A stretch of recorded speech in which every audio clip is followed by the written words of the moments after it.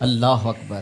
ان پڑھ اور غریب ماں کی یاد میں انہوں نے بڑی خوبصورت باتیں لکھی۔ کہا عالی نسب ہوٹلوں میں کھانا کھانے میں وہ سرور کہاں جو چولہے پر بیٹھ کے ماں کے ہاتھوں سے پکی ہوئی چپاتیاں کھانے میں ملتا ہے۔ عالی جناب، حضرت صاحب، قبلہ عالم، کیا کیا لفظ بولے جاتے ہیں اسٹیجوں کے اوپر، لیکن ان لفظوں کا وہ نشہ نہیں ملتا جو ماں کی زبان سے اوئے ببلو اور اوئے مٹھو میں رکھا ہوا ہے۔ ماں جب یہ کہہ کے پکارتی ہے تو لگتا ہے کہ سارا پیار سمٹ کے ماں کے لہجے میں آ گیا ہے، لفظ نہیں ہے، ماں کے منہ سے شہد ٹپک رہا ہے۔ ماں جب بولتی ہے تو اس کے لہجے میں جبریل بولتا ہے۔ ماں جب مسکراتی ہے تو لگتا ہے جنت کی ساری کلیاں کھل اٹھی ہیں۔ ماں جب پیار سے دیکھ رہی ہوتی ہے تو لگتا ہے عرش سے رحمتیں اتر رہی ہیں۔ اللہ نے ماں کے سینے کے اندر وہ محبت، وہ تڑپ رکھی ہے، وہ ایک کائنات رکھ دی ہے الفتوں کی، کہ جس کا نعم البدل کیا بدل بھی موجود ہے۔ وہ پیار رکھ دیا، وہ درد رکھ دیا، وہ درک رکھ دیا، وہ الفت رکھ دی ماں کے سینے کے اندر۔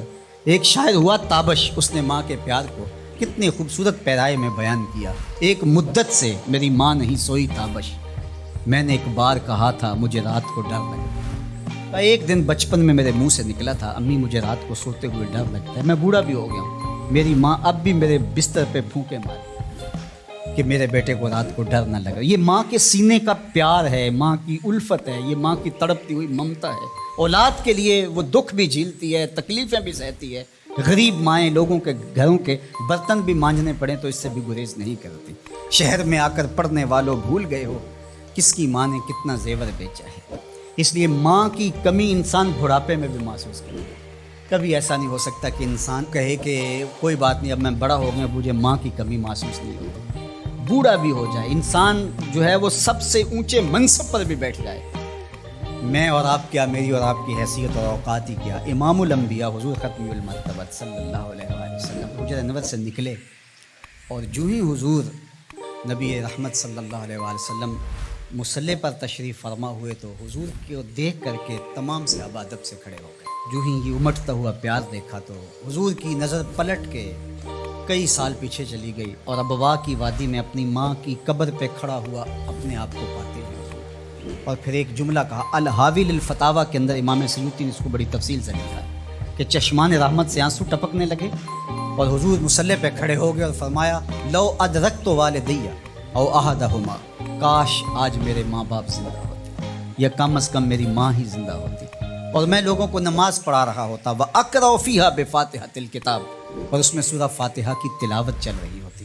پھر میری ماں کو میرے ساتھ اچانک کوئی کام یاد آ جاتا، وہ دروازے پر آتی اور چلمن سرکاتی اور مجھے بیٹا کہہ کے آواز دیتی۔ فرمایا لوگوں نماز چھوڑ کے پہلے ماں کی بات سنو۔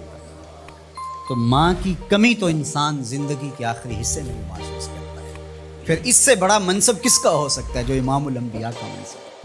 اتنا بڑا اعزاز کس کا ہو سکتا ہے جو خاتم المرسلین کا اعزاز ہے، جو محبوب خدا ہیں، کونین کے مالک ہیں، لیکن ماں کی کمی کو وہ بھی محسوس کرتے ہیں، ماں و شمع کی شمار میں ہے۔ تو ماں باپ کا وجود اللہ کی رحمت ہے۔ جب یہ سایہ سر سے اٹھ جاتا ہے تو پھر پتہ چلتا ہے کہ بندہ کھڑا کہاں ہے۔ جب گھنے درخت کے سائے میں بیٹھا ہو اور وہ درخت ساری دھوپ اپنے پتوں میں جذب کر رہا ہوتا ہے اور نیچے بیٹھنے والے کو چھاؤں فراہم کر رہا ہوتا ہے، اور اس سے نہیں پتہ ہوتا کہ جو مجھے چھاؤں دے رہا ہے وہ خود کتنا جلس رہا ہے، لیکن اچانک جب سایہ ہٹ جائے اور بندہ کڑی دھوپ میں آ جائے پھر اسے احساس ہوتا ہے کہ وہ سایہ کتنا غنیمت تھا۔